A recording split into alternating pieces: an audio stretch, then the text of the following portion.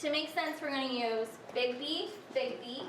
What really drew me to the multi-classroom leader position was being able to impact more students than what were traditionally in my classroom, and also to be able to impact teachers. So for them to have success, for their students to have success is really exciting. How many were brown?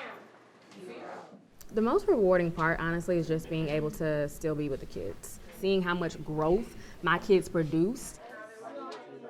The coaching role, as it's been for many years, is I feel it can't get to the number of kids and teachers that we need to, especially when we're in a high poverty area. We really need to impact teachers and students quickly and more frequently, and this was a way for a teacher to work with adults and students in a really impactful way.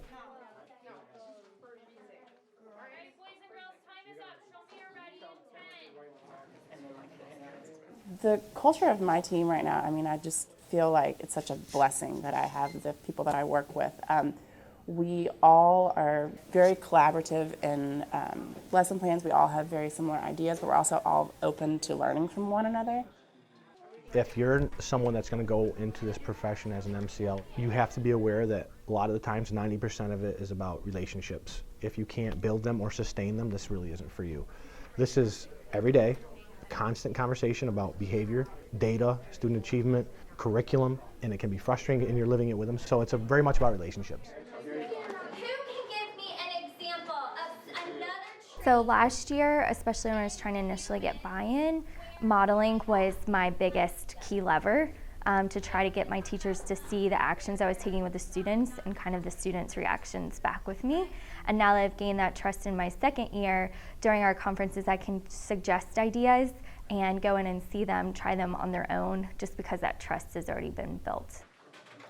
I am most definitely an introvert. So for me to make an effort to build relationships with people, it's a lot for me. It does not come naturally.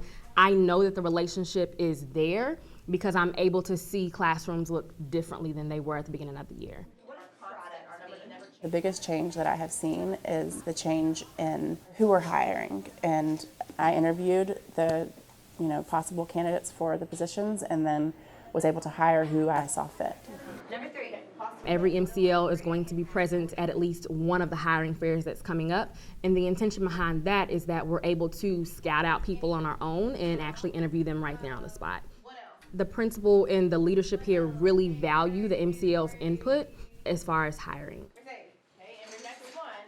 The best parts of the job are always just the interactions that you have with students and being able to see that students are achieving with the model that we have, because we are able to implement strategies that meet their needs where they're at based on working in smaller groups, pulling out students by working with that team teacher to do that. Looking at my students' assessment data always kind of helped me zone in on what teachers and what students to target, when at times I thought everyone and everything needed help.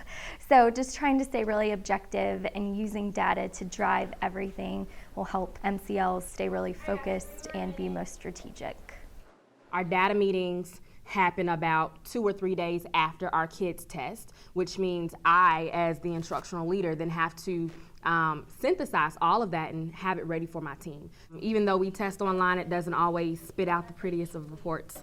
So I pretty much make the reports myself. And each teacher knows exactly the proficiency level of their blocks. They know how that compares to their previous common interim assessment data. So I do a lot of the pre-work, but we collaborate together to do a lot of the analysis and action planning.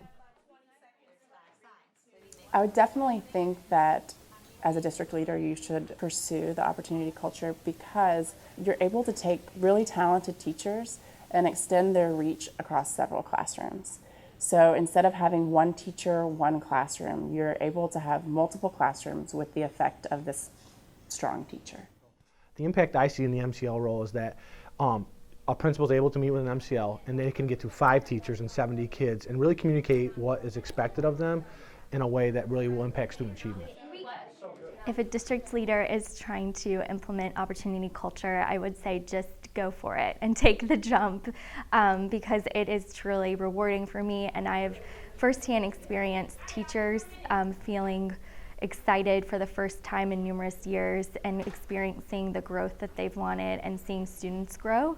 And I'm very thankful that my district and my principal took the leap of faith and were kind of one of the first people to get on board, because I love my job and my teachers love their job because of the support I can give them.